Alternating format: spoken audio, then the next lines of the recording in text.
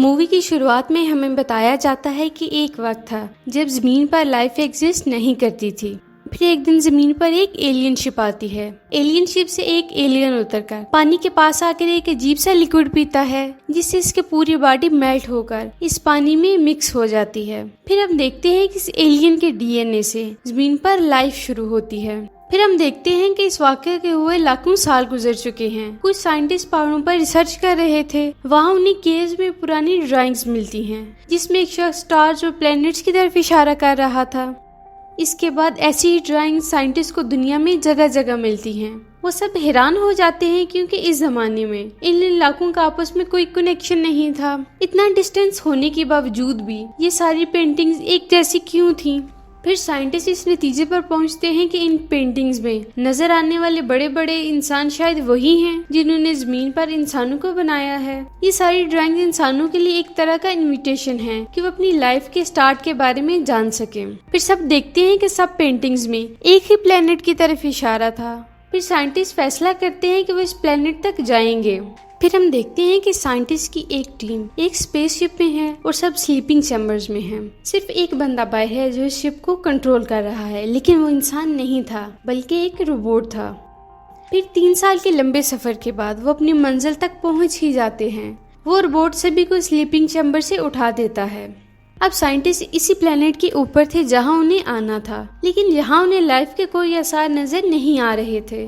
फिर उन्हें पहाड़ों के दरमियान एक पिरामिड दिखता है। अब उन्हें इस प्लेनेट लाइफ का एक सबूत नजर आ गया था। अब साइंटिस्ट इस प्लेनेट पर जाने का फैसला करते हैं। इस प्लेनेट का माहौल जमीन जैसा ही था। कार्बन डाइऑक्साइड क्वांटिटी में थोड़ा ज्यादा थी, जो कि उनके लिए नुकसानदेह थी। इसलिए वो ऑक्सीजन सूट पहनकर बाहर जाते हैं। कुछ लोग शिप के अंदर ही रहते हैं और बाकी इस पिरामिड को देखने के लिए अंदर जाते हैं। अंदर सबसे पहले डेविड रोबोट जाता है। अंदर जाने पर उसे ग्रीसी लिक्विड नजर आता है और साथ ही कुछ बटन्स भी नजर आते हैं। जैसे ही वो बटन प्रेस करता है तो वहाँ प्रोजेक्टर शुरू हो जाता है, जो कि इस जगह की कोई सीसीटीवी फुटेज थी, जिसमें देखा जा सकता था कि ये लोग वहाँ से बाहर भाग रहे थे।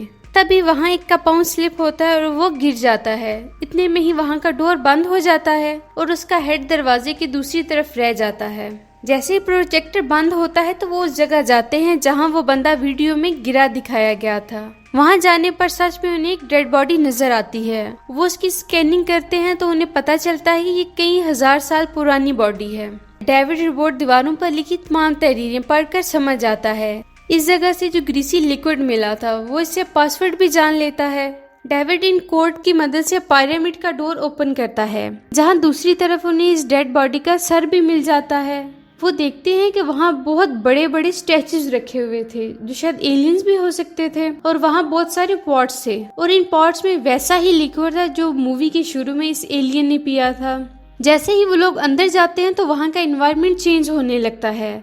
फिर दीवारों पर वही पेंटिंग्स भी चेंज हो रही थी और इन पॉट से ब्लैक लिक्विड निकलकर बाहर आ रहा था।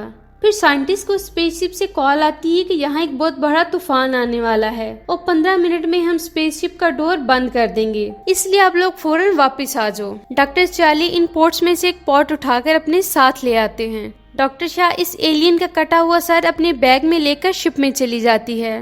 दूसरी तरफ डॉक्टर शाह इस एलियन हेड पर रिसर्च स्टार्ट कर देती है। फिर वो इसके हेड को ऐसे सील देती है जैसे इसका हेड एक्टिवेट हो जाए। ऐसा करने से वाकई उसका सर एक्टिवेट हो जाता है। वो सर तेजी से एक्टिवेट हो रहा था। वो इस पर कंट्रोल नहीं रख पाती और वो हेड बस्ट हो जाता है। जब साइंटिस्ट इसका डीएनए चेक करते हैं तो वो बहुत ज्यादा शॉक्ड हो जाती हैं, क्योंकि इसका डीएनए बिल्कुल इंसानी डीएनए से मैच कर रहा था, जिसे देखकर डॉक्टर को यकीन हो जाता है कि हमें बनाने वाले यही लोग थे। डॉक्टर चार्ली जब इस पॉट को खोलते हैं तो इसमें से 3 ट्यूब्स निकलती हैं जिनके अंदर डीएनए थे। डेविड चार्ली को बिल्कुल भी पसंद नहीं करता था, तो डीएनए इसमें से निकालकर इसकी ड्रिंक में मिलाकर उसे पिला देता है। 2 साइंटिस्ट पिरामिड के अंदर ही रह गए थे, तो वहाँ रिसर्च जारी रखते हैं जहाँ उन्हें बहुत सारी डेड बॉडीज मिलती हैं। वो ये सोचकर परेशान हो रहे हैं कि आखिर इन एलियंस को किसने मारा होगा। उन्हें डर लगने लगता है कि जिन्होंने इन एलियंस को मारा होगा वो उन्हें अभी भी मार सकते हैं। वहाँ उन्हें एक स्नेक की तरह का एनिमल नजर आता है जो इस लिक्विड पोर्ट से निकला था। वो उसे एक आम स्नेक समझकर टच करते हैं, लेकिन वो स्नेक बहुत ज्यादा एडवांस था। अचानक से इनके सूट में दाखिल होकर इसके मुंह को पॉइजनस कर देता है और उसको मार देता है। जो दूसरा साइंटिस्ट इसे बचाने की कोशिश करता है वो स्नेक इस पर भी अटैक कर देता है, जिससे वो ब्लैक लिक्विड पर जा गिरता है, जिससे इसकी बॉडी पर रिएक्शन शुरू हो जाते हैं और वो भी मर जाता है। यहाँ चार्ली और डॉक्टर शाह एक दूसरे के साथ टाइम स्पेंड करते हैं, लेकिन चार्ली जब अगले दिन उठता है तो उसकी हालत बहुत ज्यादा खराब थी। ये उसी डीएनए की वजह से हो रहा था जो डेविड ने उसे दिया था। वो सब मिलकर एक दफा फिर पिरामिड में सर्च करने के लिए चले जाते हैं। वहाँ डेविड फिर आगे जाता है और चार्ली की तबीयत अचानक बहुत ज्यादा खराब हो जाती है, जिसे लेकर सब वापस आ जाते हैं।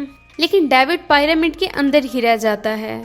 उसे रिसर्च करने पर पता चलता है कि ये पिरामिड असल में एक कंट्रोल रूम है और जो ब्लैक लिक्विड के पॉट्स उन्होंने देखे थे वो एक वेपन है, जिसे किसी जगह गिराने से मुख्तलिफ किस्म के एलियंस निकलते हैं। जब डेविड एक बटन दबाता है तो वहाँ एक प्रोजेक्टर चल जाता है जो पूरे यूनिवर्स को शो कर रहा था। यहाँ दिखाया जा रहा था कि इनकी मंजिल अर्थ है। यहाँ उसे पता चलता है कि वो सब लोग अर्थ तक ही आ रहे थे। अब वो वहाँ स्लीपिंग पॉट्स देखता है जिसके अंदर एलियंस थे। उसे पता चलता है कि इनमें से एक एलियन अभी भी जिंदा है। ये देखने के बाद वो अपनी शिप में वापस आ जाता है। दूसरी तरफ वो लोग चार्ली को लेकर अंदर आ रहे थे। शिप की कैप्टन चार्ली को अंदर नहीं आने देती क्योंकि वो इन्फेक्शनिस्ट था, इसे बाकी लोगों की जान को खतरा हो सकता है, इसलिए वो उसे एक फायरिंग से जला देती है। ये देखकर डॉक्टर शाह सदमे से बेहोश हो जाती है। जब शाह को एग्जामिन किया जाता है तो पता चलता है कि वो एक्सपेक्ट कर रही है और पता चलता है कि उसके अंदर एक एलियन बच्चा है। जब डेविड इनके मदद को तैयार नहीं होता तो एक ऑटोमेटिक ऑपरेशन मशीन के अंदर चली जाती है और सर्जरी से इस एलियन बच्चे को अपनी बॉडी से निकाल देती है। लेकिन शाह इस एलियन को मारती नहीं है बल्कि एक चैम्बर में रख देती है।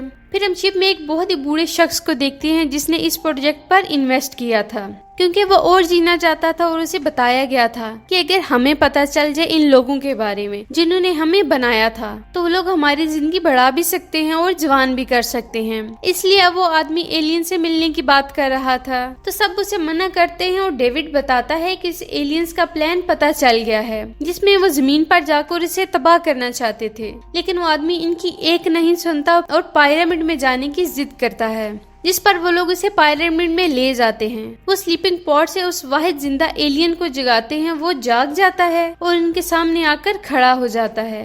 बूढ़ा आदमी उसे कहता है कि डेविड, तुम इसे मेरी जिंदगी बढ़ाने और मुझे जवान करने की बात करो। इस एलियन को पता नहीं क्या होता है और वो डेविड पर अटैक करके उसका सर उतार फेंकता है और बूढ़े आदमी को भी मार देता है।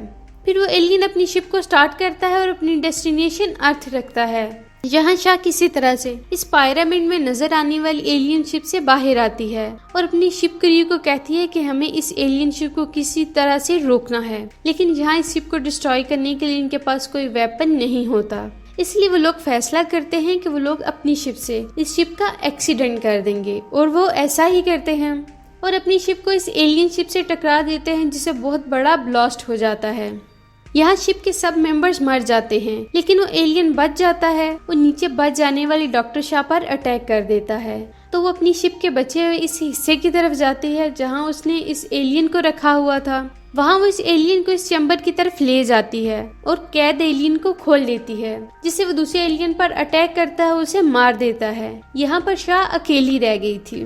तब उसे डेविड की आवाज आती है। वो उसे कहता है कि अगर तुम मेरी हेल्प करो तो मैं तुम्हारे घर जाने में हेल्प करूंगा। यहाँ शाह उसकी बात मान जाती है और कहती है कि मैं तुम्हारी हेल्प करूंगी लेकिन मुझे अर्थ पर नहीं जाना बल्कि उस प्लेनेट पर जाना है जहाँ ये सब एलियन रहते हैं। डेविड इसकी बात मान जाता है और दोनों एलियन की स्पेसशिप लेकर निकल जाते हैं और आखिर में हम देखते हैं कि इस प्लेनेट पर एक बहुत ही भयानक एलियन पैदा हो गया है जिससे वेरान प्लेनेट पर बहुत ही भयानक लाइफ शुरू होने वाली थी और इसके साथ ही ये मूवी यहाँ पर खत्म हो जाती है। तो दोस्तों, कैसी लगी आपको हमारी आज की वीडियो? अगर आपको हमारी वीडियो अच्छी लगी तो हमारी वीडियो को लाइक करें, शेयर करें, हमारे चैनल को सब्सक्राइब करें ताकि इस तरह के इंटरेस्टिंग वीडियोस आपको मिलती रहें।